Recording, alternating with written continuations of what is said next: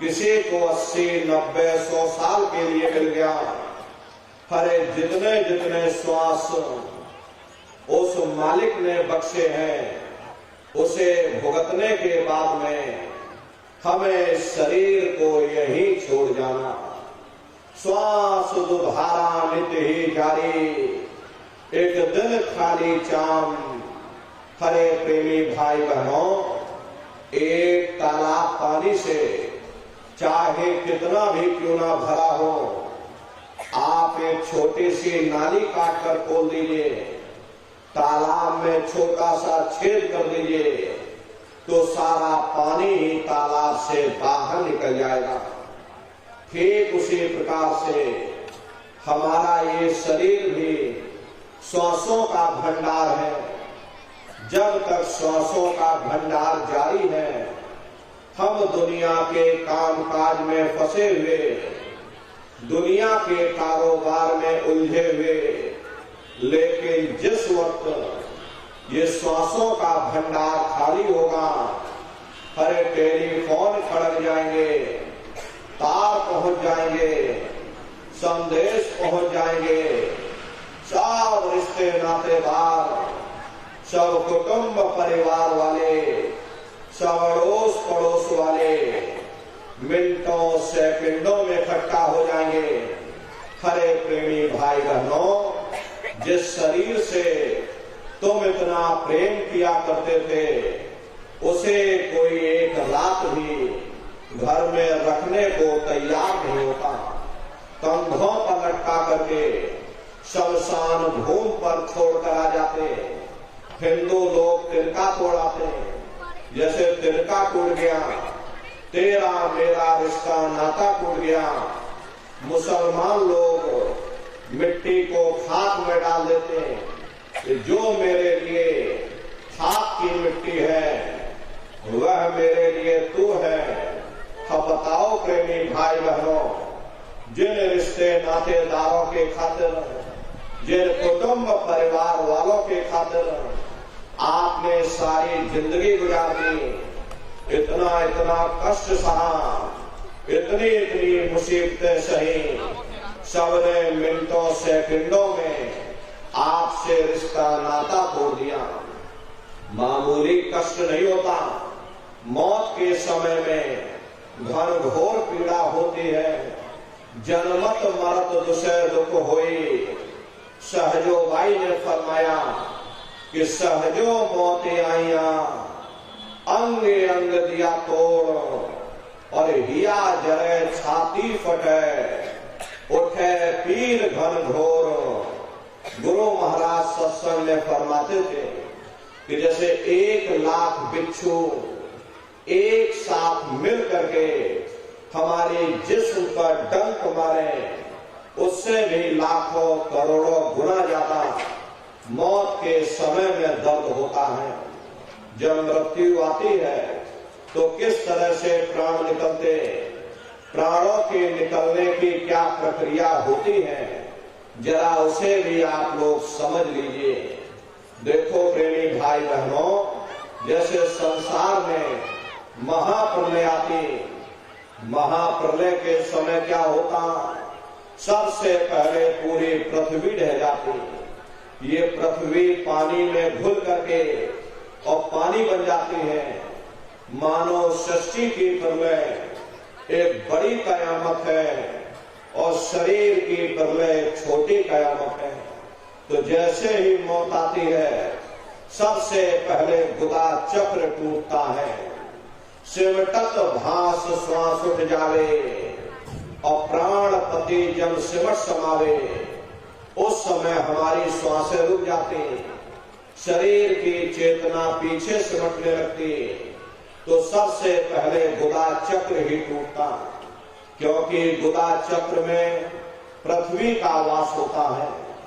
गुदा चक्र टूट करके ऊपर इंद्रिय चक्र में समा जाता। इंद्रिय चक्र में जल का वास होता, यानी जल ने पृथ्वी को घोल दिया। फिर जब इंद्रिय चक्र टूटेगा तो ऊपर नाभि चक्र में समा जाएगा। नाभि चक्र में अग्नि का वास होता, यानी अग्नि ने फिर जल को सुखा दिया। ये नीचे से सिमटाव होता है, नीचे से ऊपर की ओर सिमटाव होता है। फिर जब ये नाभि चक्र टूटेगा तो हृदय चक्र में समा जाएगा।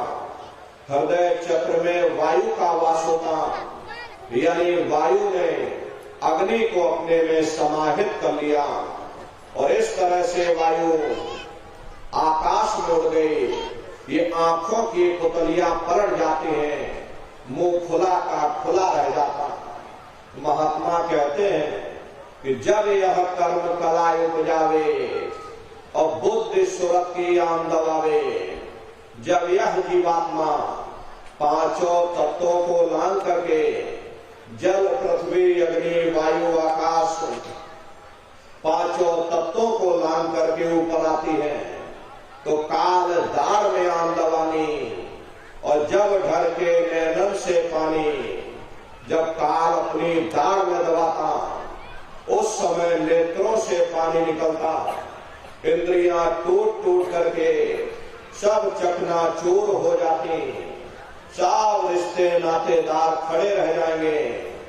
डॉक्टर वैद हकीम सब आपको घेरे रह जाएंगे, लेकिन आप अपनी पीड़ा को अपने मुख से बयान नहीं कर पाओगे। सिर्फ आपके नेत्रों से अश्रु टपकेंगे। हरे अमदूत आते हैं, प्राणों की डोरी को तोड़ देते और जीवात्मा को खींच करके इस शरीर से बाहर कर दिया जाता। और जैसे ही जीवात्मा शरीर से अलग हुई, ये शरीर आपका मिट्टी हो जाता। फिर इस मिट्टी को एक रात अपने घर में कोई रखने को तैयार नहीं होता। हरे आपके कितने भी सगे संबंधी क्यों न हो, खास नात रिश्तेदार क्यों न हो, लेकिन एक रात कोई घर में मिट्टी रखने के लिए तैयार नहीं होते। कहते भाई जल्दी करो जल्दी करो, अब इनकी शक्ल देखने में हमको डर लग रहा। जल्दी से बाजार से कफन खरीद के लाओ, जल्दी से लकड़ियां खरीद के लाओ, हरे जल्दी से चिता तैयार करो, इनको घर में से जल्दी से उठा ले जाओ, वही शमशान भूमि पर जला देना। ये जो घर में इनके कपड़े लत्ते पड़े हुए, हरे इनके कपड़े लत्ते भी उठा ले जाओ, वही शमशान भूमि पर जला देना। जिस बिस्तर पर ये लेटे रहे, ये बिस्तर भी अशुद्ध हो गया। अब इनकी छुई हुई चीज हमको घर में एक नहीं चाहिए, इसलिए इनका बिस्तर भी उठा ले जाओ, वही शमशान भूमि पर जला देना। लेकिन उसने कोई सोने की अंगूठी पहनी होगी, उसे धीरे से उतार कर जेब में रख लोगे, बस वही एक अशुद्ध नहीं होगा और बाकी सब अशुद्ध हो जाएगा। हरे महात्मा कहते हैं कि भाई कुटुंब परिवार मतलब काम, और बिना धन पास नहीं जाए। ये रिश्ते नातेदार, ये कुटुंब परिवार वाले, ये सब स्वार्थ के संगी साथी। हरे प्रेमी भाई बहनों, आज तुम्हारी जेब में पैसा है तो साफ जैसे तैसे तुमसे रिश्तेदारियां कायम कर लेंगे। आज जेब खाली हो जाए तो बेटा बाप को बाप कहने के लिए तैयार नहीं होता। आप रोज कचहरियों में मुकदमों का हाल देखते हो। यदि किसी पिता ने बंटवारा करते समय किसी एक बेटे को 1000 रुपया कम दे दिया या 1 बीघा जमीन कम दे दी, तो बेटा बाप का दुश्मन बन जाता, उसे ले जाकर कचहरियों में खड़ा कर देता। अरे अपना यहाँ क्या है, ये स्वार्थ के संगी साथी, कोई तुमको याद करने वाला नहीं। 13 दिन बाद 13वीं मना दोगे, लड्डू पूड़ी पकवान बना करके खिला दोगे, फिर जाने वाले को कोई याद नहीं करता। अभी बूढ़े बुजुर्गों से पूछा जाए कि क्या तुमको तुम्हारे माँ बाप की याद आती है, तो कहेंगे भाई नहीं आती। अरे क्यों नहीं आती?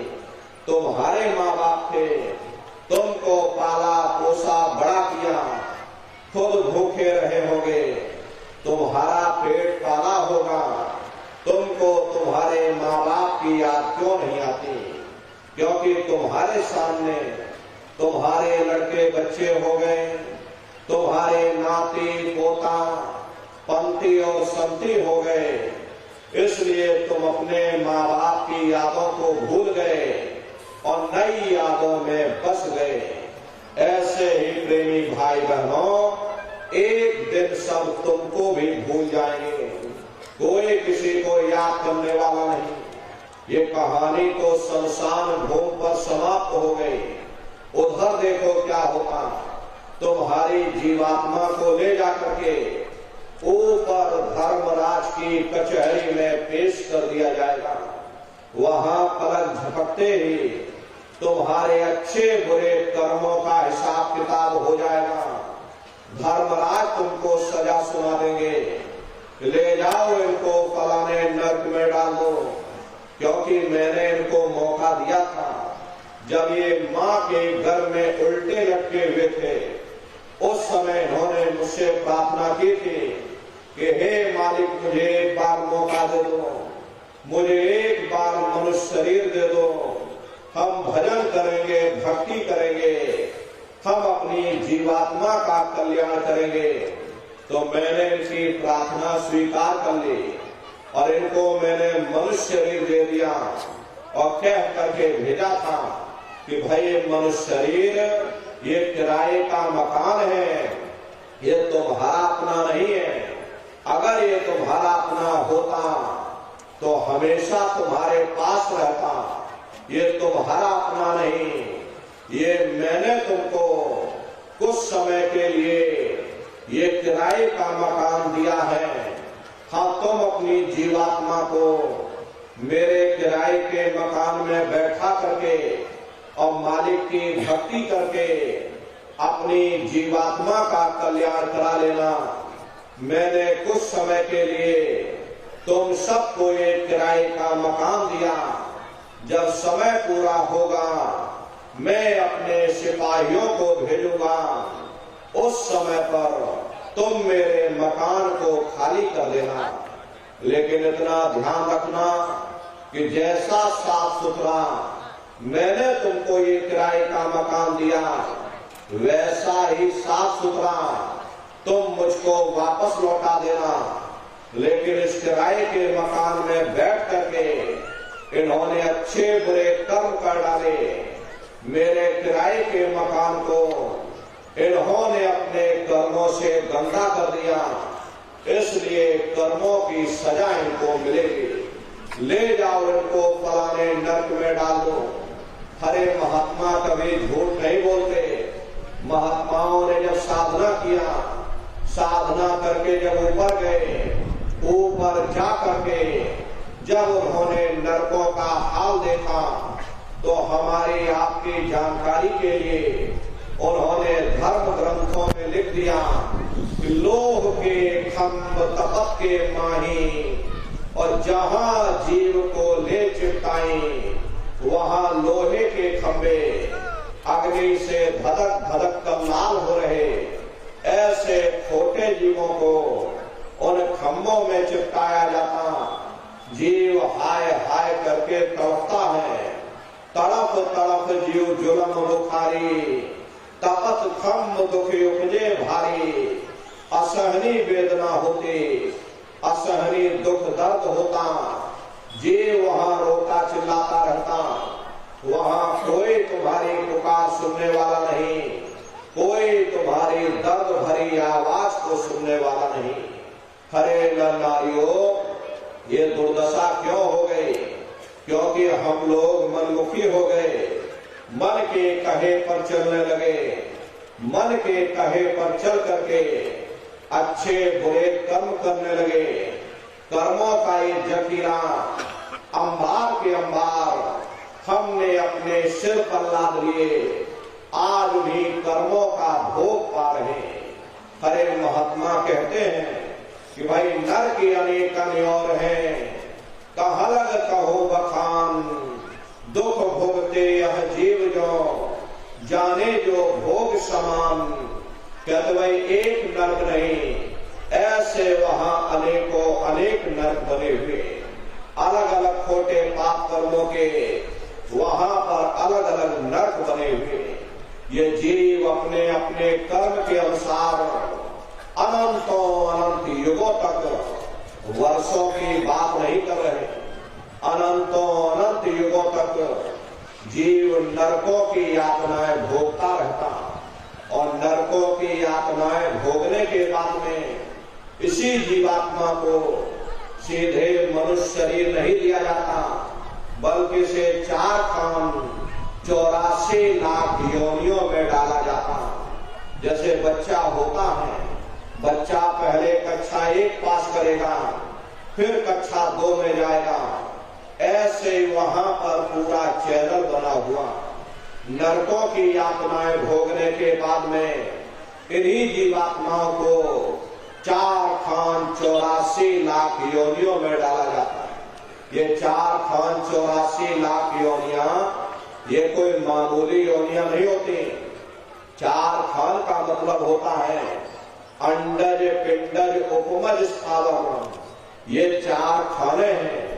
पहली श्रेणी में पेड़ पौधों की आती, जिनके अंदर पानी का तत्व मौजूद होता है। कभी ये भी मनुष्य हुआ करते थे, लेकिन आज अपने कर्मों का भोग पा रहे एक जगह पर बेचारे खड़े हुए। दूसरी श्रेणी कीड़े मकोड़ों की आती है, जिनके अंदर पृथ्वी और अग्नि का तत्व मौजूद होता है। तीसरी श्रेणी पंछियों की आती, चौथी चौपाए जानवरों की आती, और 5वीं स्वयं इंसान की आती, जिसके अंदर 5 तत्व जल पृथ्वी अग्नि वायु आकाश 5 तत्व मौजूद होते। प्रेमी भाई बहनों, ये 4 खाने हैं, इनकी अलग अलग कुल 84 लाख योनियां होती हैं। अब आप पेड़ पौधों को देखिए तो आम का पेड़ अलग है, नीम का पेड़ अलग है, पीपल का पेड़ अलग है। ऐसे ही अलग अलग प्रजातियों के कीड़े मकोड़े, अलग अलग प्रजातियों के पशु पंछी, कुल मिलाकर के 84 लाख योनियां हैं। हम दुनिया के जीव नरकों की यातनाएं भोगने के बाद में अनंतों अनंत समय के लिए इन्हीं 84 लाख योनियों में फिर डाले जाते हैं। मामूली कष्ट नहीं होता। अरे हमको आज तो गर्मी लग गई तो हम लोग छाया में आ गए, सर्दी लग गई कंबल रजाई हो गया, भूख लग गई रोटी खा ली, बीमार हो गए अस्पतालों में चले गए, अपना अपना इलाज करवा लिया। लेकिन देखो उन जानवरों को, क्या गर्मी, क्या सर्दी, क्या बरसात, एक एक निवाले के लिए दर बदर ठोकरें खाते रहते हैं। किसी का हाथ कट गया, किसी का पैर कट गया, किसी को जीते जी काट डाला, और मुर्गी की तो गर्दन ही मरोड़ डाली। क्या उनको दर्द नहीं होता? अरे उनको भी दर्द होता, उनको भी तकलीफ होती है। प्रेमी भाई बहनों, मादा बिच्छू होती है। मादा बिच्छू जब अपने बच्चे को जन्म देती है तो उसी के बच्चे अपनी भूख को मिटाने के लिए अपनी माँ की पीठ पर चढ़ जाते हैं, और अपने माँ की पीठ पर चढ़ करके माँ की पीठ से निकाल निकाल करके उसी के मांस को नोच नोच करके खाते हैं। वो माँ तड़पती रहती है, कराहती रहती है। एक दिन में मृत्यु नहीं होती, कई दिन लग जाते हैं, जब तक पूरा मांस खाना ले, हड्डी हड्डी न बच जाए, तब तक मादा बिच्छू के बच्चे अपनी माँ की पीठ से नीचे नहीं उतरते। इतनी भारी तकलीफ झेलनी पड़ती है। ऐसे न जाने कितने जीव जंतु हैं। बैलों को ही देखिए, बीमार बैल, उनके मुंह से पशु का निकलता रहता, लेकिन टनों बोझा उनके ऊपर डाल दिया जाता, डंडा मार मार करके चलाया जाता। क्या उनको दर्द नहीं होता? अरे उनको भी दर्द होता, उनको भी तकलीफ होती, लेकिन वे बेचारे बेजुबान हैं, कुछ बोल नहीं पाते। कुछ बता नहीं पाते। हम लोगों के अंदर जुबान है, हम लोग बोल बता देते, वे सिर्फ रोते और चिल्लाते रहते। अरे कौन उनकी पुकार सुनने वाला, कौन उनकी दर्द भरी आवाज को सुनने वाला, कौन सी अदालत में जाकर के वे बेचारे दरवाजा खटखटाएं, कौन मजिस्ट्रेट उनकी फरियाद को सुनेगा। अरे नारियों, कोई सुनने वाला नहीं। अरे कई जन्म भय कीट पतंगा, कई जन्म भय नील कुरंगा, कई जन्म पंखी सर्पोयो, कई जन्म है वृक्ष जोयो, मिल जगदीश मिलन की वरिया, चिरंकार यह देश दरिया। करोड़ों करोड़ युगों से नरकों की यातनाएं भोगने के बाद फिर हम लोगों को कभी कीड़े पतंगों की योनि में, कभी पेड़ पौधों की योनि में, तो कभी पशु और पंछियों की योनि में डाला जाता। प्रेमी भाई बहनों, 84 लाख योनियों की सबसे जो आखिरी योनि होती है वो गाय और बैल की योनि होती है। गाय स्त्री का रूप लेती है और बैल पुरुष का रूप लेते हैं। ये 84 लाख योनियों की सबसे आखिरी योनि यानी कि अंतिम पायदान होता। उसके बाद तब जाकर के हम लोगों को दोबारा फिर से मनुष्य शरीर प्राप्त होता। इसीलिए कहा गया कि बड़े भाग्य मानुष तन पाया, कोट जन्म जब भटका खाया, कोटान कोट जन्म जन्मांतरों तक अलग अलग योनियों में भटकने के बाद तब बड़े सौभाग्य से हम लोगों को ये मानव तन प्राप्त हुआ। बड़े से बड़े देवी देवता भी इस मानव तन को पाने के लिए तरसते हैं, क्योंकि 84 लाख योनियों से उन नरकों से निकलने का केवल एक ही दरवाजा है, वह केवल मनुष्य का शरीर है। इसी मनुष्य रूपी मंदिर में बैठ करके हम उस परमात्मा की भक्ति कर सकते। इसीलिए संतों महात्माओं ने इस पंच भौतिक शरीर को सच्चा हरि मंदिर कहकर याद किया कि हरि मंदिर यह शरीर है, ज्ञान रतन प्रकट हुए, ये असली हरि मंदिर है। जब भी वो परमात्मा मिलेगा इसी हरि मंदिर के अंदर मिलेगा। प्रेमी भाई बहनों, इसी पंच भौतिक शरीर को ईसा मसीह साहब ने टेम्पल ऑफ लिविंग गॉड यानी जिंदा ईश्वर का मंदिर कहा। इसी पंच भौतिक शरीर को गुरु नानक साहब ने नर नारायणी देह कहकर याद किया। ये वो देह है जिसमें नारायण स्वयं विराजमान है। इसी पंच भौतिक शरीर को मुसलमान फकीरों ने कुदरती काबा कहकर याद किया। ये असली कुदरती काबा है। खुदा का दीदार जब भी होगा इसी कुदरती काबे के अंदर जाकर होगा। बाहर से आज तक न कभी किसी को परमात्मा मिला, न भविष्य में कभी मिल सकता।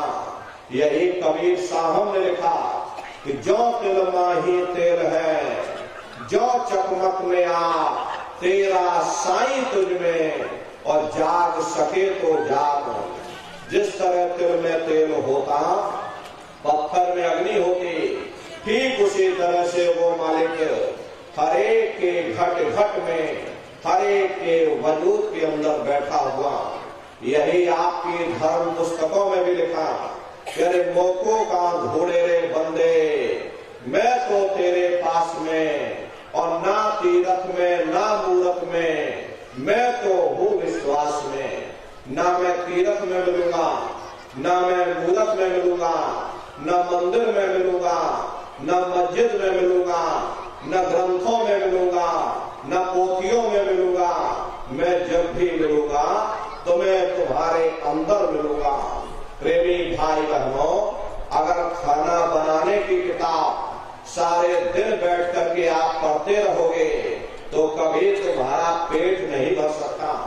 जब तक आप खाना बनाओगे नहीं, उसे खाओगे नहीं, तुम्हारा कभी पेट नहीं भर सकता। हम वेदों की निंदा नहीं करते, हम ग्रंथों की निंदा नहीं करते, हम गीता पुराण बाइबल की निंदा नहीं करते। वेद शास्त्र गीता पुराण बाइबल कहती है कि मनुष्य के अंदर अंड खंड ब्रह्मांड है, स्वयं वह परमात्मा बैठा हुआ। चलो अंदर चलो, अंदर चल करके उस मालिक का दर्शन दीदार करो। अब सवाल ये उठता है कि भाई अब हम अपने अंदर कैसे जाएंगे, अपने वजूद के अंदर जाकर के, इस हरि मंदिर के अंदर जाकर के हम उस परमात्मा को कैसे प्राप्त करेंगे। इसके लिए संतों महात्माओं ने केवल 3 साधन बताए। साधन 3 साधन ने और साधन सब थोथे मान। इस कलयुग में उस मालिक को पाने के लिए संतों महात्माओं ने केवल 3 साधना बताई।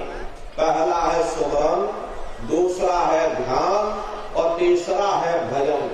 सुमरन कहते हैं उस मालिक को याद करना, ध्यान कहते हैं दृष्टि को एकाग्र करना और भजन कहते हैं कान में उंगली डाल करके उस शब्द को सुनना, उस नाम को सुनना, उस आवाज को सुनना जो मालिक के घर से आवाज आ रही।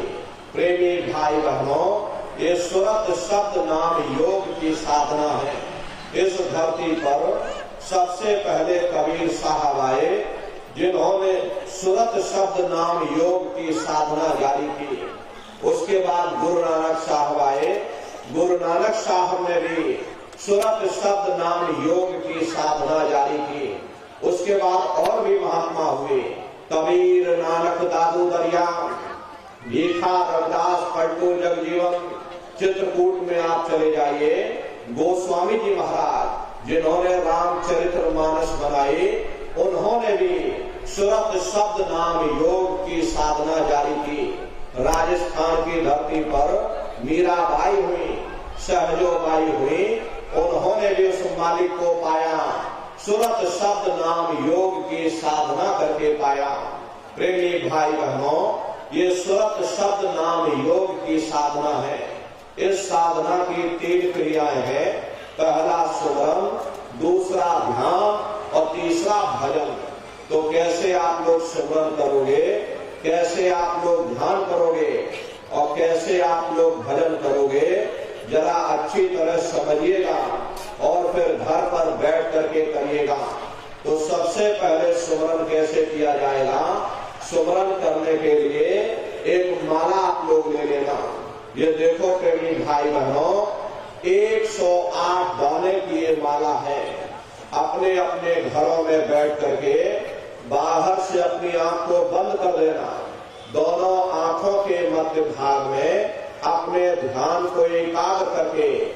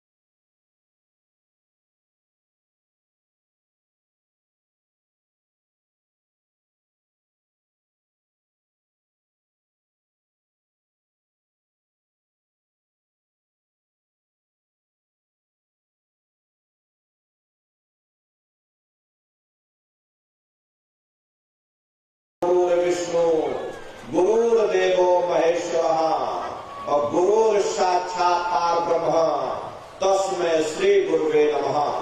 तीन लोक नौ खंड में गुरु से बड़ा न कोई, और कर्ता करे न कर सके, गुरु करे सो हुई। इसलिए प्रेमी भाई बहनों, साधना करने से पहले जय गुरुदेव नाम का सुमरन सभी नए प्रेमी भाई बहन करिएगा। सुमरन करने के बाद में फिर आप ध्यान पर बैठिएगा। दूसरा है ध्यान, और ध्यान कहते हैं दृष्टि को एकाग्र करना। कैसे आप लोग ध्यान करोगे, जरा अच्छी तरह से समझ लीजिए। अपने अपने घरों में पलथी मार करके बैठिएगा, बाहर से अपनी आंख को बंद कर देना